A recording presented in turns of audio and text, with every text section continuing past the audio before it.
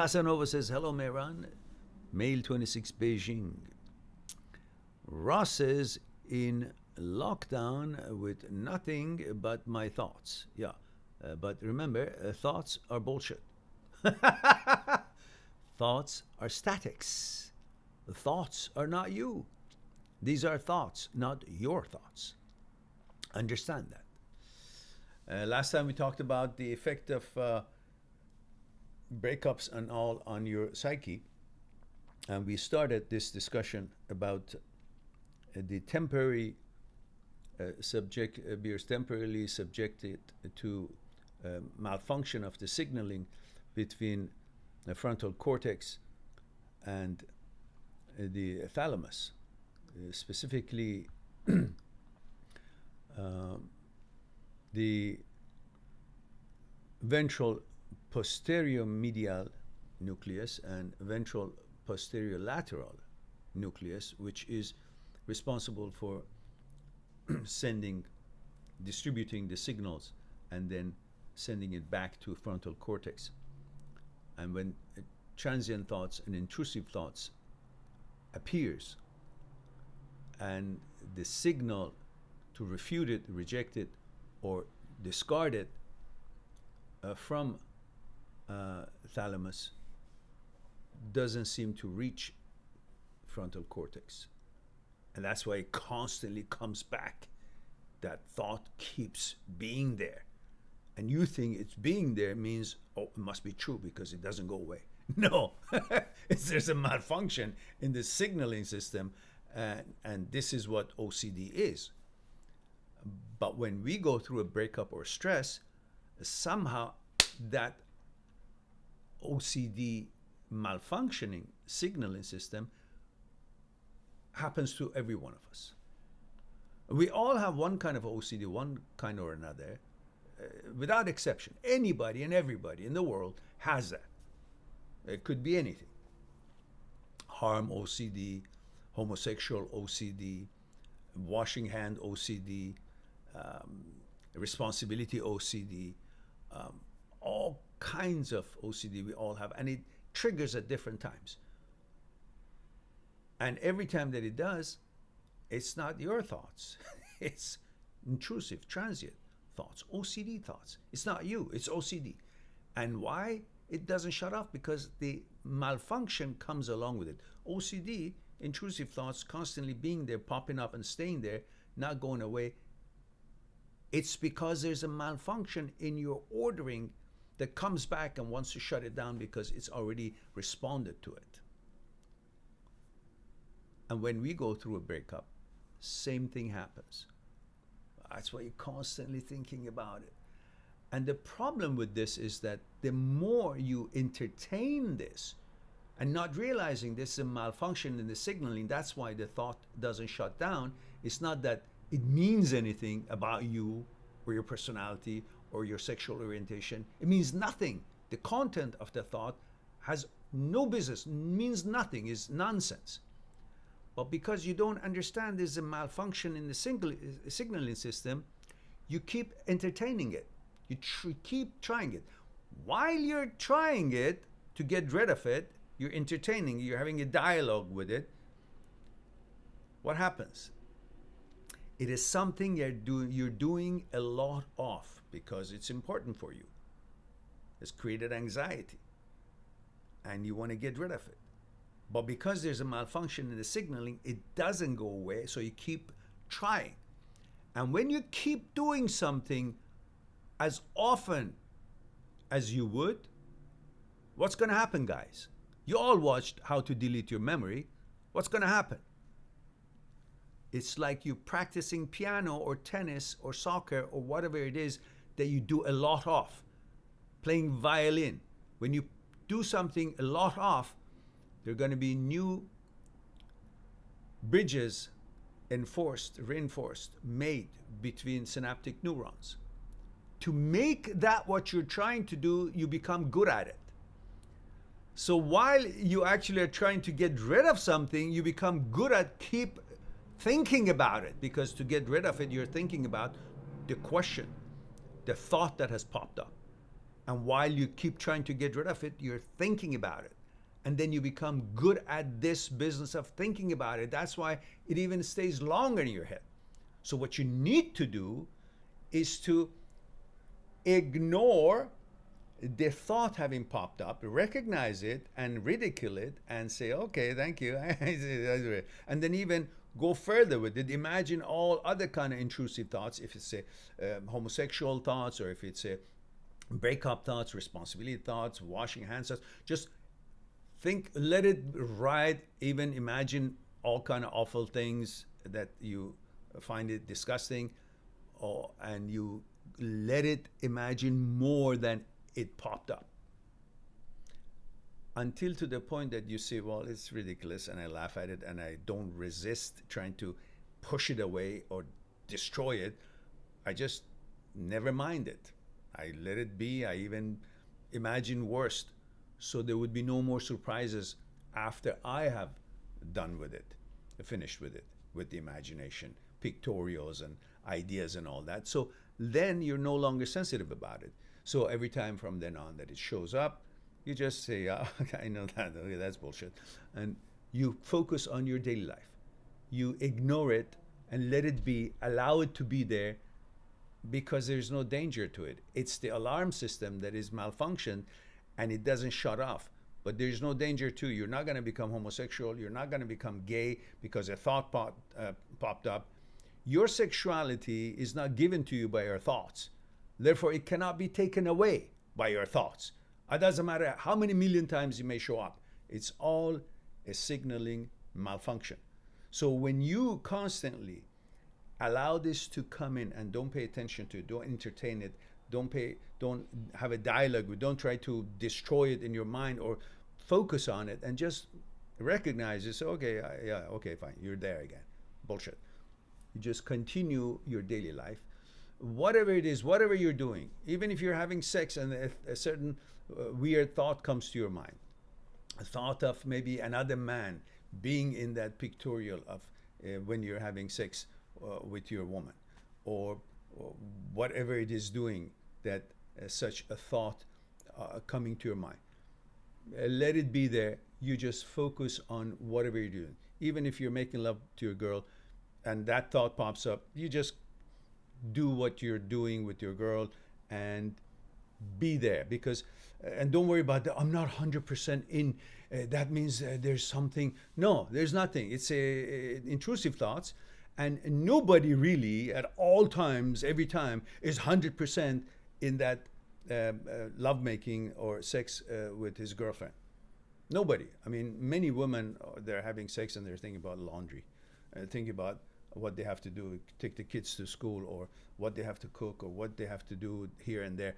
So no one, and that thought is no different than thinking a thought of a same gender showing up while you're masturbating or while you're having sex with your girlfriend, or vice versa, girlfriend with the boyfriend. So that's all supposed to be perfectly fine, and it has nothing to do with your sexuality.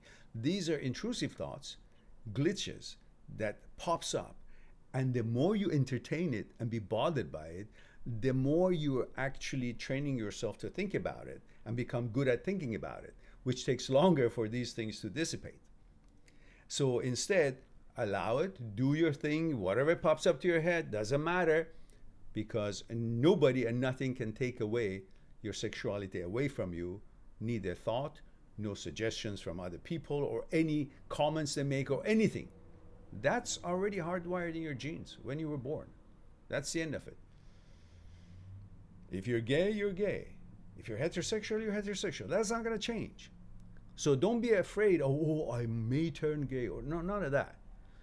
So focus on what it is and disregard it, and don't worry about it. Live your life. And then when you do that, what's going to happen now? Because you keep ignoring it, you keep doing your thing, you keep recognizing it, but you're not fussing with it and letting it, allowing these thoughts to come and go, and you focus on your daily life, whatever it is you're doing. What's going to happen when you keep doing that versus what you used to do? Then synaptic neurons will be rewired. Those bridges that used to make you better at keep thinking about this intrusive thoughts, trying to get rid of it and all that, that was created, those bridges that were created between the synaptic neurons and making you good at that, they will become useless. They're not being used now because now you're ignoring it and letting it be there and you do your own thing, which means those bridges are no longer useful, which glial cells goes and detects them and marks them with CQ1 protein, those bridges that are not being used because you've been ignoring them. It's like you're no longer playing piano, exercising piano. So the bridges that were making you good and making you possible to be good at playing piano are going to be marked by CQ1. And microglial cells, when you sleep, when brain shrinks about 60%, finds their way to go and find those bridges that are marked already and destroy them. And when they destroy them, they become weaker and weaker in reoccurring, because then you have now been using those same neurons. New bridges are coming between them because neurons wants to give you the opportunity to become good at something else. So they destroy the ones that you're not using, the bridges that you're not using. So if you're not playing piano, they're going to destroy that after a while. And so you can use those neurons and create new bridges for becoming good at, I don't know, playing guitar or playing a sport. So you have now been creating new bridges between neurons to make you good at ignoring. Ignoring will become prevalent, will become more bridges and focus on ignoring. So you become really good at ignoring. At the same time, you're becoming really good at thinking about the intrusive thoughts, which helps the OCD to actually be disappearing because you're rewiring your circuitries. Neuroplasticity. That's the ability that every mind has, that you can rewire it. How do you rewire it? By practicing or not practicing. You practicing, you create more bridges between the synaptic neurons, so you become good at that, like practicing piano. Not good at is when you don't practice piano and those bridges will be marked and will be destroyed and they're going to be ready to be used for something else that you want to learn. The same thing can happen here. When you keep ignoring it, you're not focusing on the transient thoughts, on the intrusive thoughts in any shape or form. You just say, okay, yeah, I understand. They're there. They pop up. It's not my thought. They're just thoughts. And you focus on doing your things, which enforces and strengthens the connection between synaptic neurons for this act of not paying attention. And that becomes strong and the other one becomes weak. And then OCD also reoccurs none or much less. So these are how you can understand that your ability is far bigger than you think to deal with these sort of things. Whether it's OCD as a challenge that we all have, or it's a temporary OCD after breakup that you keep running these thoughts in your head and so on and so forth. So learn to just simply focus on the now, on the present moment, on your life, on what it is that you want to accomplish, on the things that you normally do. Ignore just something pops up in your head. That doesn't mean it's you, doesn't mean it's your thought, that doesn't mean you instigated it or you want it to be there. It's the malfunction of the brain. It's a capability of brain to bring up shit like anything else. It happens. You ignore it and you maneuver and you go do your things. And that's how your breakups will not be so devastating to you, because you will not be looping about it, just like handling an OCD problem. I hope that's helpful to some of you if you have this sort of questions and concerns. And so let's see. So that hopefully Ross would help you out. Says, all I can think about now is her and it's killing me off. Well, that's exactly what we talked about. So you need to rewire your brain by what I just said, because you can. Neuroplasticity. It's your ability. And that's how you rewire it. Watch my video that how to delete your memory. And if you do that, you will understand exactly in more detail what I just said, that you're reversing it.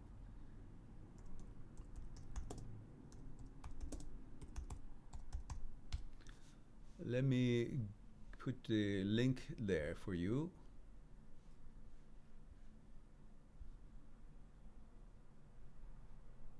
Okay.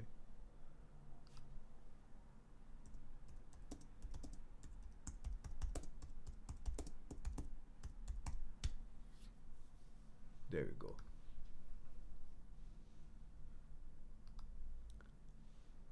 All right. There is a link for people who are interested to watch how to delete your memory, which you can use it to rewire. Just as you can delete, just as you can learn something, we have the ability of unlearning something. And so we gotta unlearn OCD. We gotta unlearn these thoughts of breakups. We gotta unlearn what the effects of OCD makes us do, which is constantly trying to get rid of it and resist this and destroy it and debate with it in our heads. And just, you don't want to be good at doing that. So you will do the other thing that I talked. So you will unlearn this and you become really bad at this, and you'll be good at ignoring it and focusing on your life and living in the present moment. That's what you wanted. So watch that video link that I put in there to help you know a little bit more about, in detail, what I referred to in this short talk. All right. Jeffrey says, what do you believe is behind automatic negative thought that attack you out of the blue? Jeffrey, I explained that clearly. That is a malfunction between the signaling system of the brain, and that is why some people see it in different ways. Some people wash their hands, there is obsession, and then there's a compulsion. So you think you gotta wash your hands, and until you wash it, you won't feel good, even though you know while you're washing it that it's wrong. You don't need to wash it that many times. And then some other kind of OCD is sexual OCD, homosexual OCD, responsibility OCD, transient thought OCD, intrusive thoughts OCD, harm OCD, pedophile OCD, harming a child OCD, harming somebody else, killing someone OCD. But you know that you'll never do these things. But these are thoughts pops up. These thoughts popping up have nothing to do with you actually being the thought or committing to any of it at all, whatever it may be. Killing someone, harming someone, raping someone, being a pedophile, or turning homosexual, becoming gay later in the future. Now, none of that ever can happen. It's just a malfunction of a suggestion that pops up in the brain, and you already have the answer and have dealt with it internally, have ordered it to shut down and not recognize and refute it, did not accept such a thought, and you've already extended that response through the thalamus, but it just doesn't get to the frontal cortex. That's why it keeps repeating it. As I mentioned the other day, it's like a friend of you who's deaf asks you, do you want tea or coffee? You say, no, thank you. He says, do you want tea or coffee? He says, no, thank you. He repeats, you want tea or coffee? No, thank you. Why is he repeating, you say? Because you don't know that he's deaf. You're not focused on the fact that he's deaf. You think because he keeps saying it, then maybe that means I do want tea or coffee. No, he just can't hear your answer. You already answered no. Refuse it. And that's your answer. You already cleared you. No problem. It's his problem that he keeps questioning, not your problem that because the question is there, then you are actually that which is being suggested by the intrusive or transient thoughts. Not at all. Or your friend is far away with the statics in between, says, you want tea or coffee? Says, no, thank you. Says, you want tea or coffee? No, thank you. Do you want tea or coffee? Says, God damn it, I don't want tea or coffee. So you do want tea or coffee? Because can't hear you. Same thing here. Frontal cortex pops up some shit, and your thalamus responds, or whatever part of your brain is responsible to responding, responds with signal and rejects it, or makes a comment that no, I'm not interested. You've already done that, but it doesn't register, so it repeats it.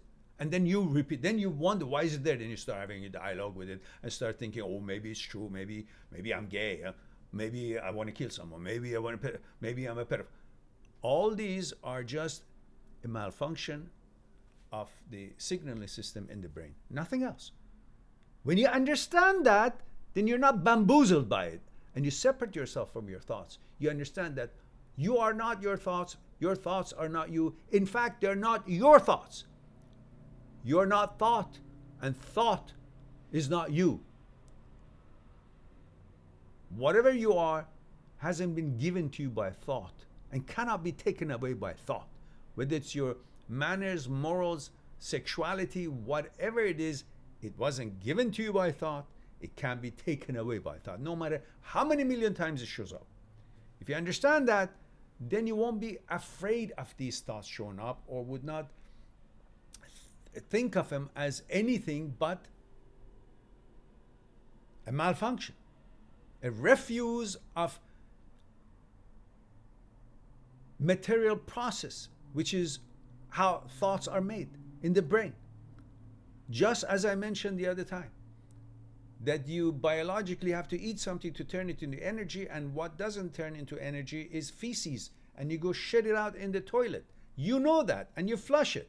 But you're confused and surprised, why is there something that I have to flush out in the brain? Because the brain also is turning things 24/7 and making thoughts. And in making that material process, going through that material process, also like the biological part of ours, creates refuse, feces. And those needs to be flushed out too. But when they appear, you say, oh, that might mean something. Like if you go to the bathroom and shit it out and say, oh, maybe this shit is good. You don't say that, do you? It's clear for you that has to be flushed out. So it should be clear for you when such intrusive thoughts, transient thoughts about anything, your sexuality, harming someone, pedophile, this and that, when it shows up, you should know that this is nonsense, got to be flushed out. I don't bother with it. And you are no longer afraid of it because you expect these things to be part of the feces that could be created in the brain, pop up by transient thought, intrusive thoughts, and then simply flush it out. Meaning, in this case, just pass them by, ignore them. Recognize they're there and ignore them. Don't pay attention to them. Don't entertain them. Don't have a dialogue with them. Don't think about them. Don't interpret them to anything. They're nothing.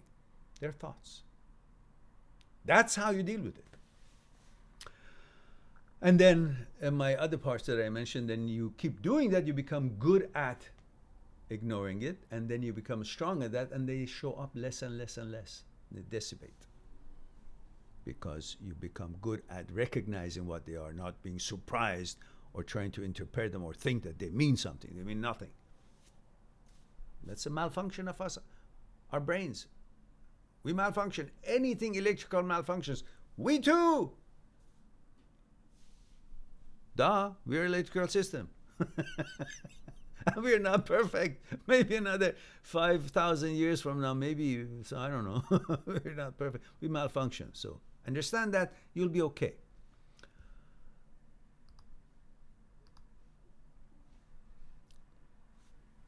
Malfunction is an opportunity to learn yourself, how you're made out, how you're made. I'm not perfect. But the fact that we all think, oh, we're perfect, we're not. Then we expect a lot more than, normal would be. Normal is to have OCD, have these transient thoughts and intrusive thoughts. This is normal for us, human beings. So don't be afraid of it. Don't make something out of it. Live your lives. All right. And Jeffrey says, awesome. Thanks, Mehran. You're quite welcome.